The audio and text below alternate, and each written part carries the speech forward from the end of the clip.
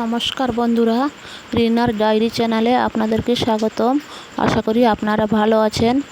বৃষ্টি ওয়েদার, আমার ছেলে বলল, মা এই বৃষ্টিতে কিছু আমাকে করে দাও। তখন আমি ভাবলাম যে ডিমের চপ আর ব্রেড পকোড়া করে দিই।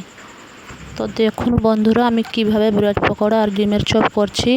পেঁয়াজ আর টমেটো কুচি করে নিয়েছি, আর আলু সিদ্ধ করে নিয়েছি। কড়াইতে তেল দিয়ে পেঁয়াজ কুচি, টমেটো কুচি, কাঁচা লঙ্কা কুচি, একটু লবণ দিয়ে নেড়ে ছেড়ে দিলাম। এবারে আদা রসুনের পেস্ট দিয়ে কষিয়ে নিলাম। এরপরে ধনে গুঁড়ো, জিরে গুঁড়ো, গোলমরিচের গুঁড়ো দিয়ে একটু নেড়ে ছেড়ে দিলাম। এরপরে দিচ্ছি আমি হলুদ গুঁড়ো, লঙ্কা গুঁড়ো, গুঁড়ো গরম মশলা দিয়ে ভালো করে কষিয়ে নিচ্ছি।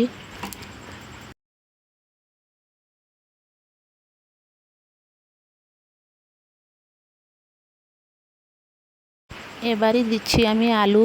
ওই আলুটাকে আগের থেকে সিদ্ধ করে রেখে মেখে রেখেছিলাম। ওই আলুটাকে দিয়ে ভালো করে কষিয়ে নেব। আলু কষানো হয়ে গেছে। এবারই দিচ্ছি আগের থেকে ভেজে রাখা বাদাম।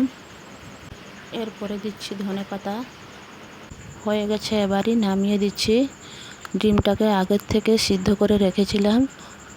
ওই ডিমটাকে দুফাল করে ডিমের উপরে আলুর পুর দিয়ে ভালো করে গোল করে নিয়ে কর্নফ্লাওয়ার ও বিস্কুটের গুঁড়ার মধ্যে ভালো করে মিক্স করে নিয়ে তেলে ছেনে নেব। এইভাবে ব্রেডের মধ্যেও আলুর পুর দিয়ে দিয়ে তেলে ছেনে নেব। ব্রেডও রেডি করে নিয়েছি। এবারে ডিমের চপ আর ব্রেড পকোড়া দুটোই তেলে ছেনে নিচ্ছি। তো বন্ধুরা, আমি যে পদ্ধতিতে করলাম সেই পদ্ধতিতে আপনারাও বাড়িতে বানিয়ে খাবেন, খুব সুন্দর লাগবে।